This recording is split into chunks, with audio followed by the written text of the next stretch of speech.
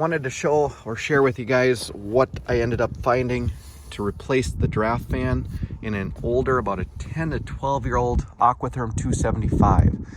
Before I start, I'm going to use some incorrect terminology. Bear with me, I'm not an HVAC guy. I'm a homeowner, I'm a registered nurse in a hospital during COVID on little sleep. So some of the terminology may be wrong. So what I ended up doing, they do not make the Aqua-therm boiler anymore. So the closest replacement for the draft fan on this 275 series, this is a 140 CFM replacement fan.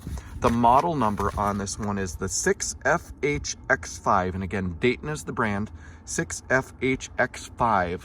It has the correct, call it the exhaust port, is a 2.5 inch by 2.5 inch, so it's square, and it is the correct duplicate setup. The quarter 20 bolts did line up on top to bottom. That's in there. I'll try to get around here. But side to side, you'll see a little bit of blue in the middle there.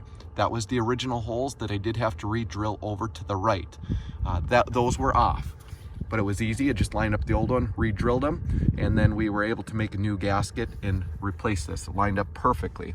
The other modification that we had to do for this boiler series, we reused or continued to use what was there with the solenoid, and I'll call it the flap valve.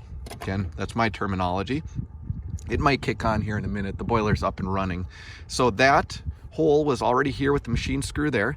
Put that one in, ended up drilling out the two holes and riveting on the existing hardware. Again, everything else was the same size, so I put a little gasket material down there so it seals. The bottom, electrical is the same, the box was the same, everything else lined up perfectly.